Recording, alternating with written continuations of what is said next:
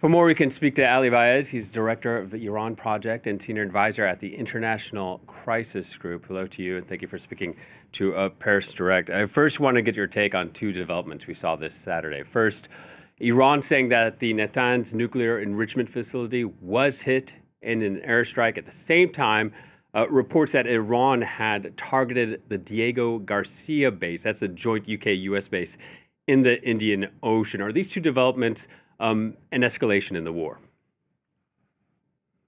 Well, Natanz had been hit before, obviously in the 12-day war, but also at the beginning of this new conflict, which is in its fourth week now. So that's not a new phenomenon, and probably Israel wanted to make sure that the entrances to the underground tunnels are completely blocked so that there is no possibility for Iran to have access to the stockpile of highly enriched uranium that is unaccounted for. The attack on Diego Garcia is an escalation because Iran's longest ranging ballistic missile was supposed to go to around 2,000, 2,500 kilometers, whereas Diego Garcia is 3,500 kilometers from Iranian borders. And of course, it's a joint US-UK base. It's not just US territory. So that in and of itself is definitely an escalation. Yeah, and then on Friday, we saw NATO say it was relocating all of its Iraqi mission personnel to Europe after Iranian attacks there. Ali, we're entering the fourth week, and this war does not show any signs of abating. No, it doesn't, because this war obviously started as a war of choice by President Trump, but it has now turned into a war of necessity because unless he can reopen the Strait of Hormuz, such a critical choke point for international energy, it would be very difficult for him to declare victory, even though he has managed to assassinate top Iranian leadership and weaken and degrade Iran's military capabilities. But if he leaves the choke point of Hormuz in the hands of the Iranians, and the Iranian regime is still standing, then it will be very hard to declare victory. However, fixing this situation is also a slippery slope, is the definition of mission creep, and might result in higher American casualties and might actually further delay at the end of this conflict. Yeah, and in regards to reopening the Strait of Hormuz, what do you see as a possible scenarios for that? So look, there are basically a few options. One is escorting the ships, and that I don't think is an option that is going to work because Iran can then mine the strait, and removing the mines would take several weeks, so it would further delay the situation. And plus, it's very costly, and any warships that pass through the strait are exposed to Iranian attacks. Another option is occupying some of the Persian Gulf islands belonging to Iran, and either using them as leverage to put pressure on Iran to stop closing the strait, or actually to try to neutralize Iranian attacks on the shipping through control of the strait of those islands. That too is putting boots on the ground in hostile territory, where from the coastline of Iran there is a possibility of attacks on U.S. forces. Would be sitting ducks in that situation.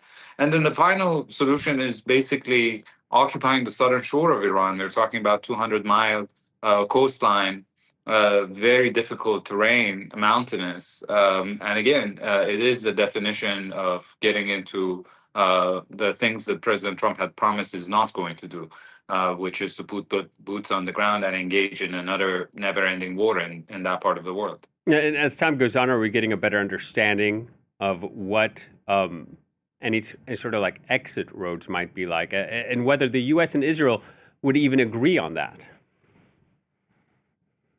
Yeah, well, look, for Israel, it appears that regime collapse or state collapse even is the objective. Whereas President Trump, if he could now have some sort of a tangible win, I think he would take an off-ramp. If he could kill the new supreme leader, if he could reopen the Strait of Hormuz, if he could retrieve the stockpile of highly enriched uranium, I feel he needs one big win in order to be able to extricate himself from this situation.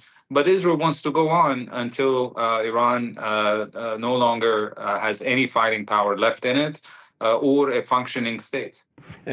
What about the situation for the people of Iran, whether they support this regime or not? What's their situation at the moment? And could support possibly be building for this regime as the war goes on? Look, we know in the run up to this conflict, because of the massacre that the regime committed against its own people in January, that the regime was at the lowest point possible in terms of legitimacy. Probably 80-90% of the Iranian people wanted to see us back. And there were among those a lot of people who wanted foreign military intervention in order to get rid of this regime. That doesn't mean that the regime didn't have its own 10-15% of the Iranian society that are its supporters. It also doesn't mean that the sentiments are not changing now, especially now that there is a high civilian casualty, there is damage to historic sites, there is damage to environment in Iran, and there is this sense of disregard for what the Iranian people want. President Trump is mostly focused on whatever benefits the US and Israel. He even talks about the map of Iran not looking the same after the end of this war, or support for minorities or arming minorities. And these are things that I think would create anti war sentiments among a growing number of the Iranian people. Yeah, also interesting to look at anti-war sentiments in the U.S. There are anti-war Republicans, MAGA Republicans, that had voted for Trump to not start these wars. In the Gulf, there's also people who have raised the idea that Trump perhaps was pushed into this war by Israel, and that perhaps he was being manipulated by Israel's own goals. How do you see this? Yeah, look, the reality is that Prime Minister Netanyahu managed to turn the question of Israel in the U.S., which was a bipartisan matter of support for the state of Israel, first of all, into a partisan one, with his opposition to the Iran nuclear deal in 2015. He really alienated Democrats. And now, even within the Republican Party, he's creating fissures and driving away the more conservative MAGA crowd. And the longer this goes on, the higher the cost for the United States, the more American fatalities and casualties, the bigger backlash there will be for Israel. And the question of, what is really the end game here? How long can you live by the sword? Would you be able to live in peace and prosperity if everything around you is destroyed? And there's so many civilian casualties and so much ruin and chaos and destruction. These are long-term questions that, unfortunately, I think people at this point have not been thinking about. But to imagine that the U.S. will continue to provide unquestionable support for Israel, regardless of what it does in the region, I think is a mistake. Yeah, and just to remind our viewers, Iran is a massive country with 92 million people. So if the regime does collapse there, what does it mean for the people there? Would that be a crisis? Would that be a humanitarian crisis, or even a collapsed state? Well, if Iran becomes a failed state, it will be disastrous for everyone. You in Europe, you've felt the results of instability in this part of the world in the form of waves of refugees who have reached European shores. Syria was a country of 25 million. Iran is a country of 92 million. If indeed Iran descends into chaos and civil strife, the consequences in terms of refugees, instability, radicalization would be disastrous for all, and it would not be limited to the region. And Iran has the same fault lines as we saw in Syria, Iraq, Libya, Lebanon, that resulted in civil strife in terms of ethno-sectarian differences. But there's also one more thing to take into account, which is that there is no viable, organized alternative inside the country that can basically hold it together if the regime suddenly collapses.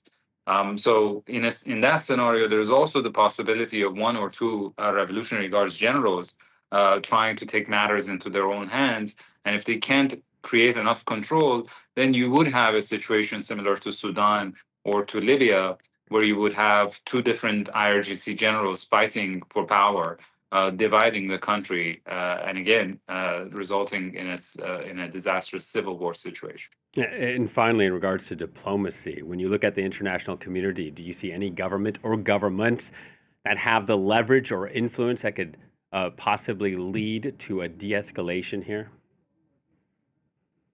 Well, the traditional mediators, like the Gulf countries, they are now caught in the crossfire, so one cannot expect them to do this kind of work. Um, and countries like Switzerland and Norway, with in the past have helped with diplomacy, don't have the personal relationship with President Trump that is essential. I can only see a few possible options. One is a country like Turkey, where President Erdogan has fantastic relations with President Trump and also good relations with Iran, and does not want to see the state collapse scenario that we talked about, because Turkey would be the first destination for Iranian refugees. Um, and then there are also countries in Asia who are mostly affected by the closure of the strait, countries like India, countries like China, who could potentially play a role. But that requires either Iran or the US or both to at least have the appetite for taking an off ramp. And for now, there is no evidence of it. Ali, thank you so much for your time. Ali Vaez joining us from Geneva from the International Crisis Group. Thank you.